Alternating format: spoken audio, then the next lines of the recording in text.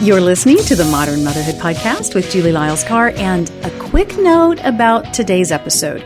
We are discussing an important and mature topic about marriage, so I wanted to give you a chance to slip on those earbuds if you've got littles in the car with you. I know, those earbuds that are in a big tangle at the bottom of your bag. I get it. All right, so here's your chance to grab those. Today, my guest is Lynn Cherry, and she candidly and courageously talks about the secret addiction in her husband's life that just about destroyed their marriage. So I'm so delighted to welcome you today, Lynn. Thank you, Julie. It's great to be with you today.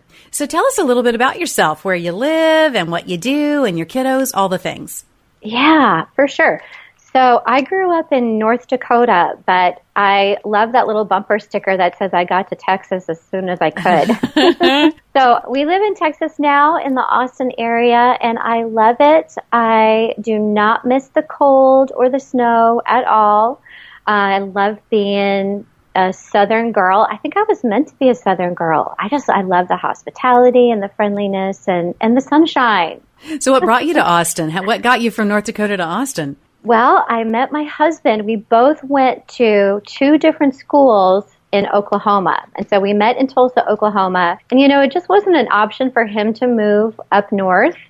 So we came to Texas after we got married, and his family is from here and lives here currently. So that's how we made it here. We've been married for 27 years in just 2 weeks. Wow. So we'll celebrate our anniversary in July. Congratulations. Thank you. And tell us about your kiddos. Yeah, we have two boys who, actually, I should say we have two men. They do not look like children anymore. They have birthdays. All three of my guys have birthdays in 2 weeks. So my oldest just turned 21 on Tuesday, and then our second son is going to be 18 in just a couple of weeks. So it's a big, busy 2 weeks for us. You got some men in your house. I officially have two adult children. There it is. Now, in your book, Keep Walking, 40 Days to Hope and Freedom After Betrayal, you take readers on a journey of the experience that you and your husband had in your marriage when things went real sideways. So What was the experience that you write about in that book? Yeah. Well, I discovered, I had a feeling early on in our marriage that something wasn't quite right. And I like to say we both brought baggage into our marriage. I think every couple does, but ours was just a matching set. My husband at 7 years old was exposed to pornography, and it just grabbed a hold of his heart and mind at such a young age. So he brought pornography baggage into our marriage, and I brought a lifetime of coping with denial. And so our life luggage just coordinated in the most broken way, because there was this issue in his life, and I was willing to pretend it didn't exist. That's such a gorgeous way of saying it. Such a hard thing to talk about, but such a really profound way to say it, was that your baggage coordinated in a really broken way. That's very powerful. And so what was your denial? You said that you knew early on something was up. What were some of the clues to you that you decided to stuff?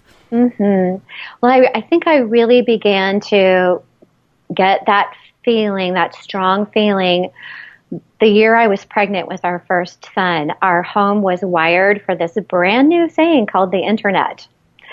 And I realized my husband was spending more and more time in our home office. And I remember waking up at night to go to the bathroom and realizing he wasn't in our bedroom, and walking by the home office and the door was closed, and just having that sinking feeling that something's not right, something's happening in there that's probably not helpful.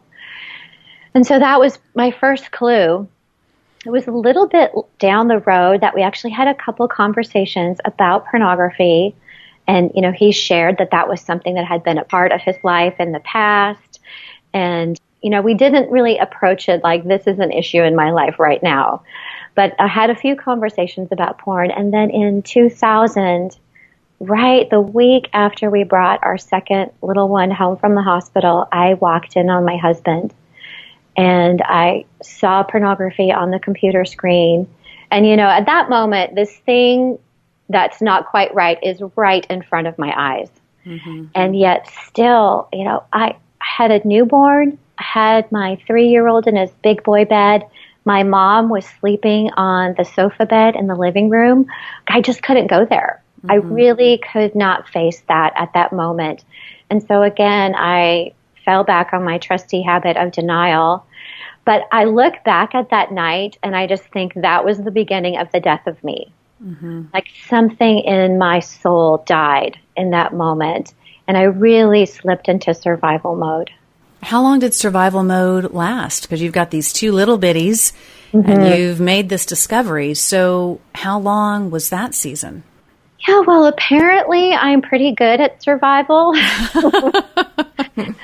Yeah, that lasted about 4 years. Wow. So in 2004, I became just an angry woman. And I remember feeling like I don't like who I'm becoming. Like I just lived with this low level of irritation that could flare up at any moment. And everything I had stuffed in for all those years just started slipping out sideways. I love that you used that word because that's how it felt. And I started swearing. Julie, I had never sworn in my life. Like I grew up in church. We were on staff at a church. Like I'm a professional Christian. I get paid to be a Christian, you know, and dealing with all of this emotion and really the trauma of it. And that's how it came out in my life, was through this anger. But I look back and I think that was God's gift to me, that anger, because I was okay being sad and lonely for so long. But the anger scared me, and I knew I needed to get help. And became an indicator for you. So was there a watershed moment where all of a sudden it was like, bam, the floodgates open and you go, I got to deal with this? Or was it just a buildup of noticing these things that were happening in your own heart and in your own behavior? You know, there were several factors. One was I had a friend who was willing to tell me about an emotional attachment that had developed in her marriage with her husband.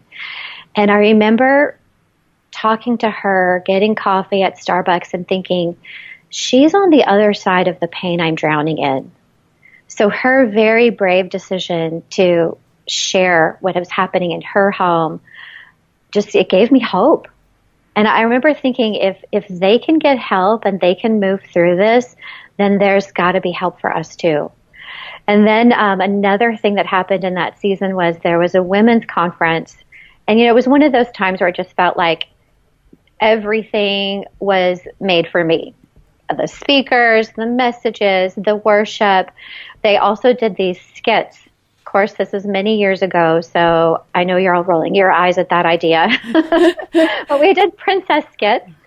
And it was so funny because there was Sleeping Beauty was one of the princesses, and every time something stressful happened, she would just collapse and fall to the stage and sleep through the rest of the scene.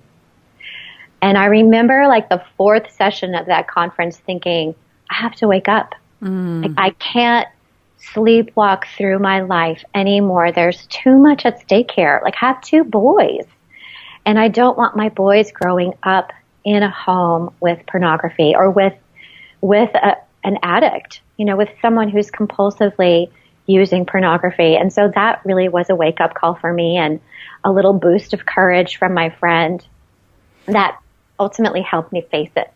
So you wake up, you decide you have to face it. What was step 1 after the awakening?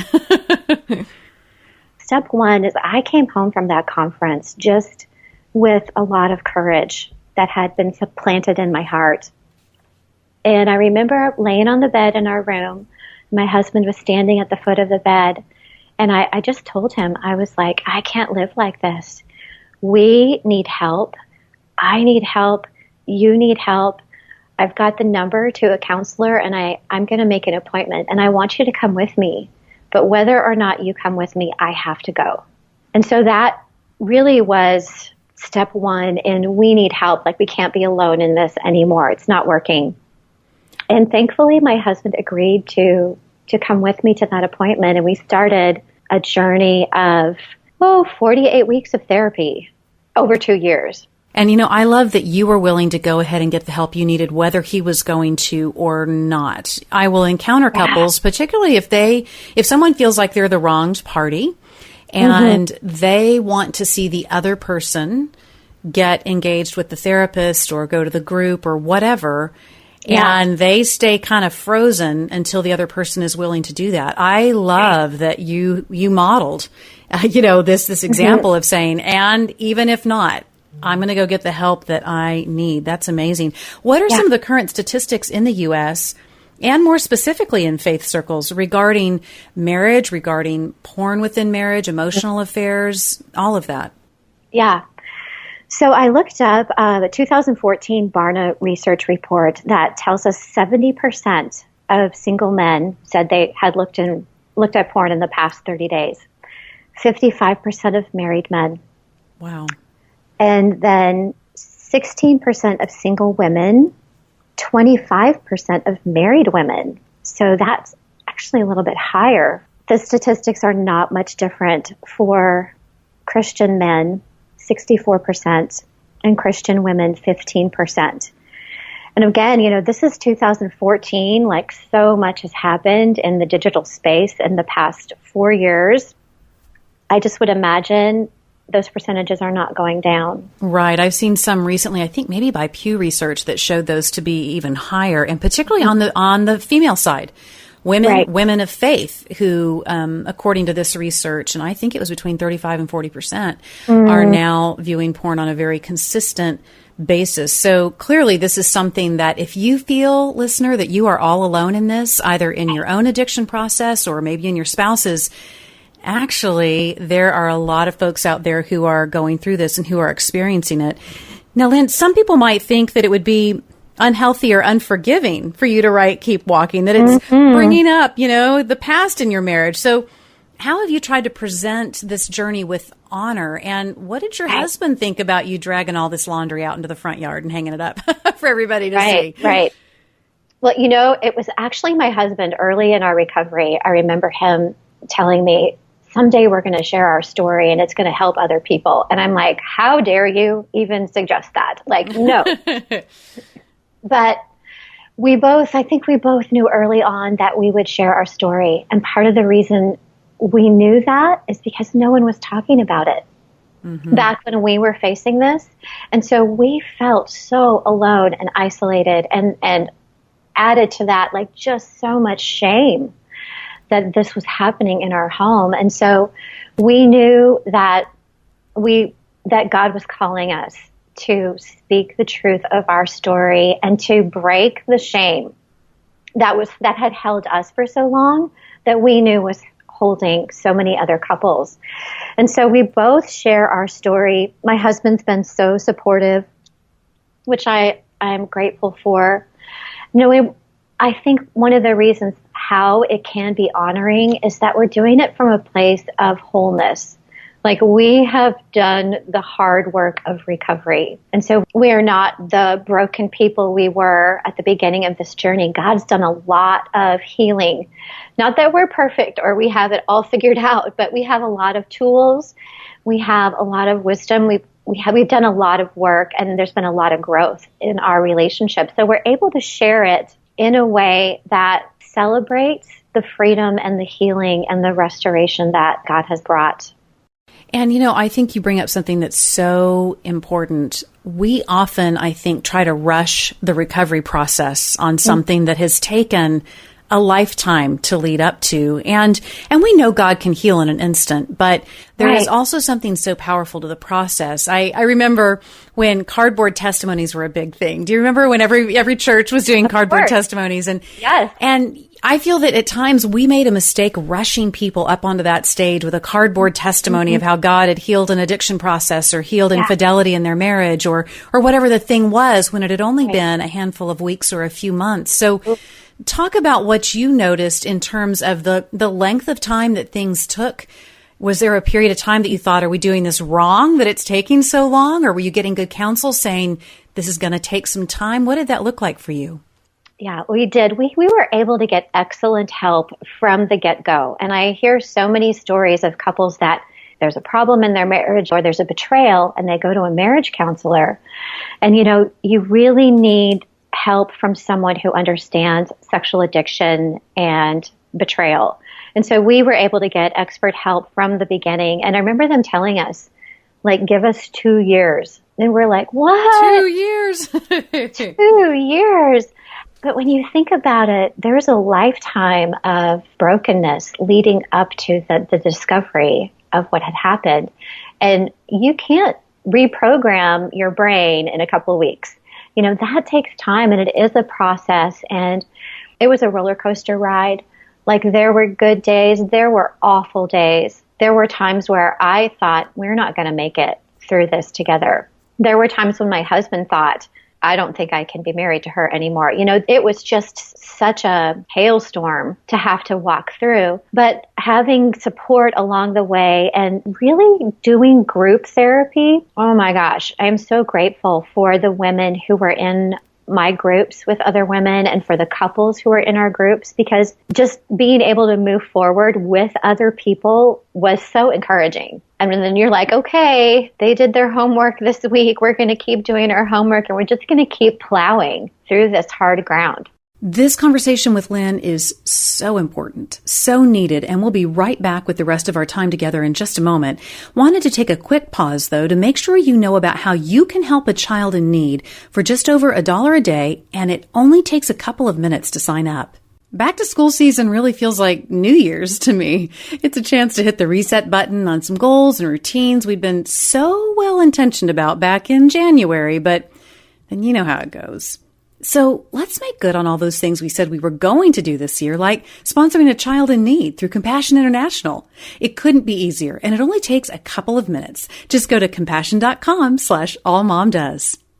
So tell us about, I know there are people in my world, people of faith, who wouldn't necessarily consider porn to be betrayal or adultery. They wouldn't consider an emotional affair to necessarily be the big scarlet letter A, adultery. Right.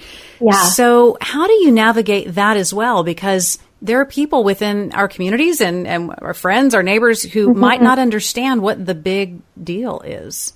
Yeah, I get that. I think we would have never called it an affair either. My husband would have just said, this is the thing in my life that only affects me. So it was through couples therapy that we realized the trauma that I was dealing with, the pain that I was feeling, was just like the pain of the women whose husband had had a physical affair, or the pain of the man whose wife had had an affair.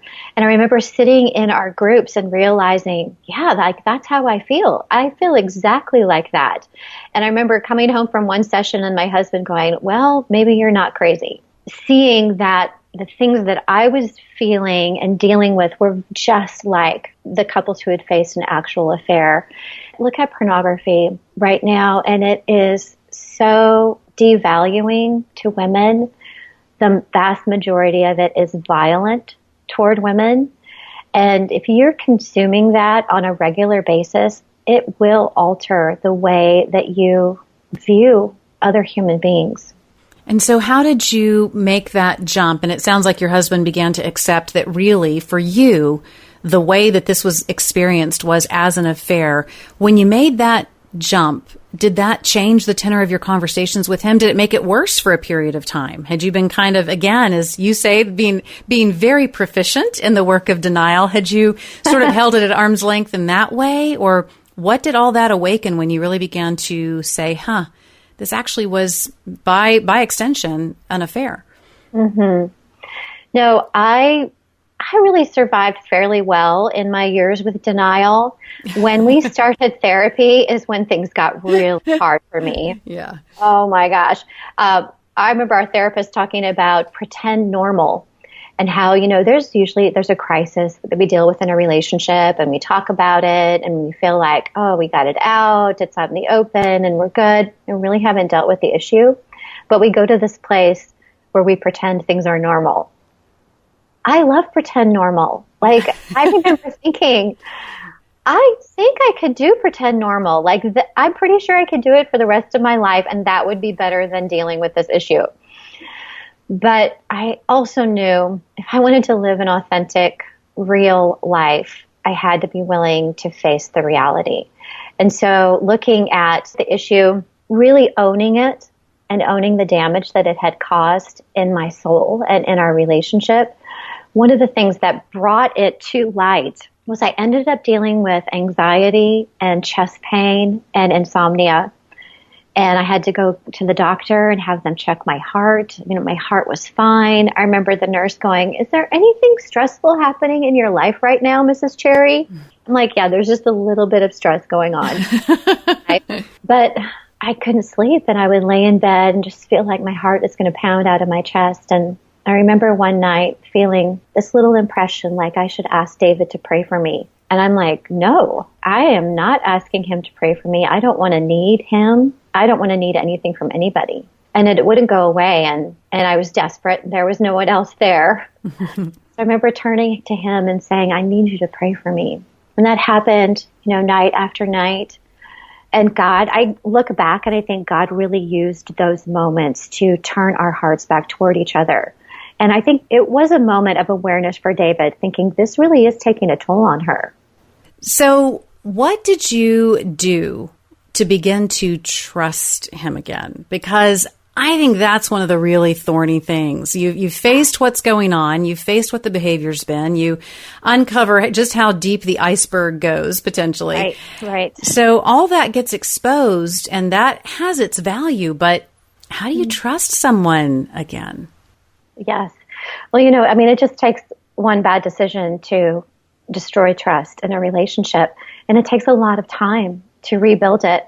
I think a way that it gets rebuilt is by watching behavior. I watched my husband change.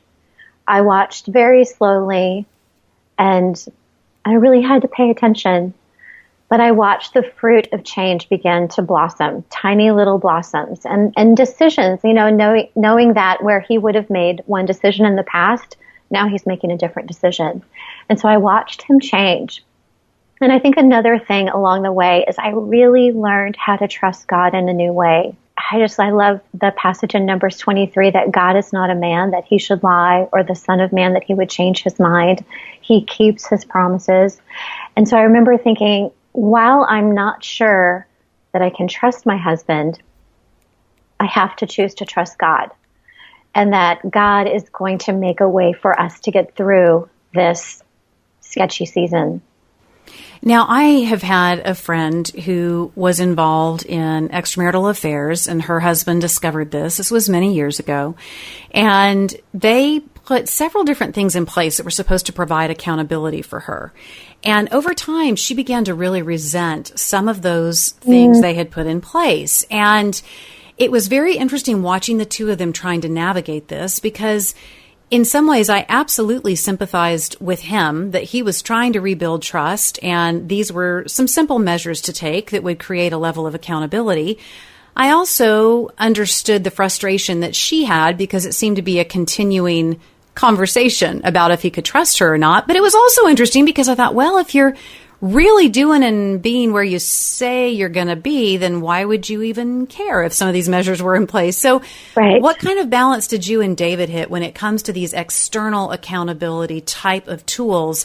And then how far is too far? Because at the end of the day, it really is incumbent upon the person who has engaged in these betrayal behaviors. They're going to be the ones who they're going to know, and they're going to be able to hide it if they want to. So how did you guys come to that balance? Yeah, we definitely put some accountability tools in place. We have accountability software still to this day on all of our devices. If my husband even wants to update an app, I enter the code. And so, we are many years down this journey, and yet that is something that he feels keeps him safe. And I think it really is all about safety. So when trust has been broken, you have to reestablish safety to that spouse that's been traumatized. And that has to be the number one goal, is to try to do whatever we can, put accountability in place, put those safety measures in place so that they feel safe in the relationship. I think that can feel shaming to the spouse that was unfaithful. But if their heart is really in whatever I have to do to make my marriage a safe place for my spouse, they know they have to surrender to that. And I remember even asking David at one point, like, do we still really need this? Do we still really need this accountability software? And for him, that was a yes. Like, yes, I will use this for the rest of my life. And I remember feeling like a little bit concerned at that, like, whoa. What does that mean? Yeah. Right. But I think that strength is found in a relationship when you both recognize your weaknesses and embrace them. So you've now been able to minister to a lot of people. You've spoken into this space quite a bit. You get to speak a lot of different places and keep walking. 40 Days to Hope and Freedom After Betrayal, your book, your devotional, has gotten into the hands of people that I'm so glad have been able to experience that journey and that walk through with you for hope. But are there some marriages that maybe shouldn't reconcile after betrayal? And how do you know if you should take the chance? Because this is one of the key questions I get in ministry where there's been a betrayal and, you know, the spouse who is the one who has been wronged, if you will, is trying to evaluate, is this even anything I want to mess with anymore? What are some things that you might want to consider? Personally, I would challenge everyone to take the chance. And I would just challenge them to get with God, pray about it, get a time frame, and just take the chance for that time frame. And the reason I would do that is because whether or not the relationship makes it, at least you can exit that knowing that you did everything you could. I understand wanting to just wipe my hands and get away. I think that sounds like a great alternative. But I think if your spouse is willing to get help and if you can be willing to get help along with them, I say give it a chance, give it a shot. And if you don't see any movement or forward progress or change from that unfaithful spouse after the time frame that you've established, I know that there are marriages that must end and that it's the best thing for those two people, or particularly for the betrayed spouse, that it ends. I love what Gary Thomas said in his article, that if saving a marriage is destroying a woman, the cost is too high, and that God loves people more than he loves institutions. So, I understand that people get to a place where divorce is the most viable option, and that's the way for them to experience restoration. So talk to the spouses out there who are the ones who are engaged in the betrayal. They're watching porn, they're having the emotional affair, maybe they're having a physical one. What is something you want those people to know when it comes to marriage and reconciliation from your perspective as someone who sat on the other side of that fence and experienced the betrayal? I really think that there are very few people who set out to cheat on their loved one. That, I'm making a conscious decision to destroy this relationship and betray the trust of my spouse. I don't think very many people set out with that intention. I think people find themselves slowly over time slipping into one bad decision after another bad decision and then waking up and finding themselves in a place they thought they would never be.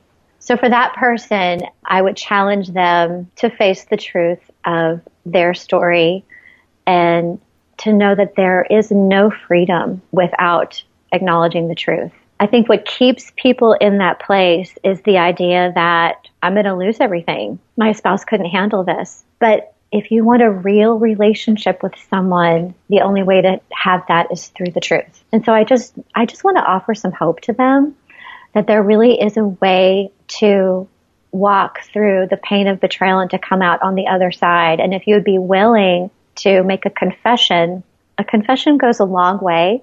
And if you're not willing to make a confession at some point in time, you'll probably get caught, and that's going to cause a lot more pain.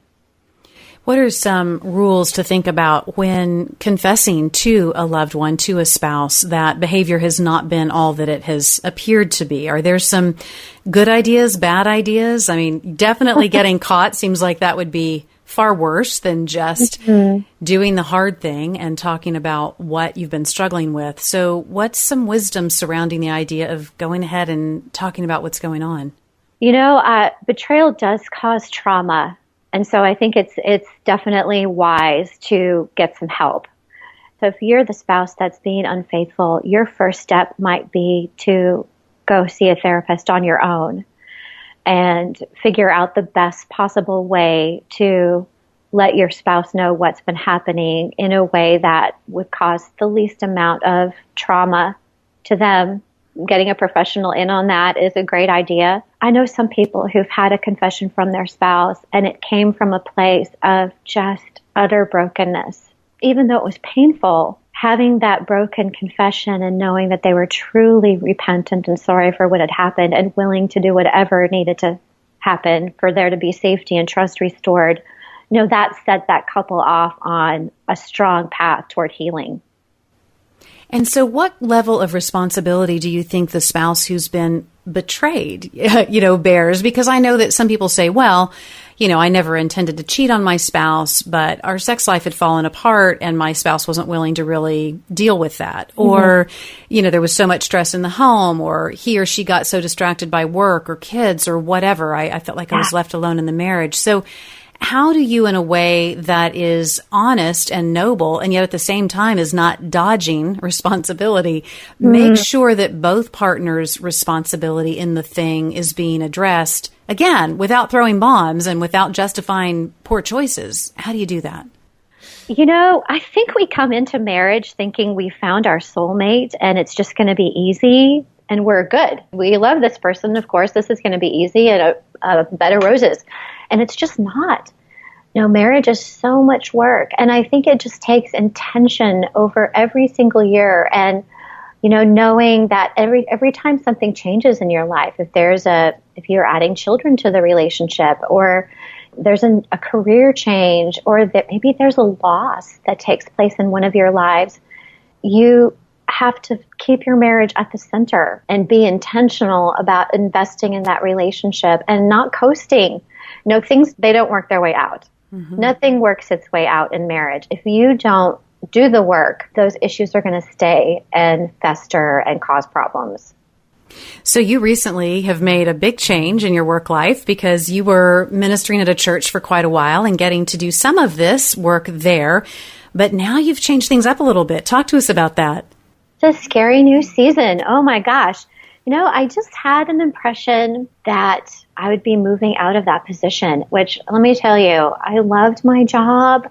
I loved the consistency and the security and the beautiful people I got to work with every day and the people I got to serve every week.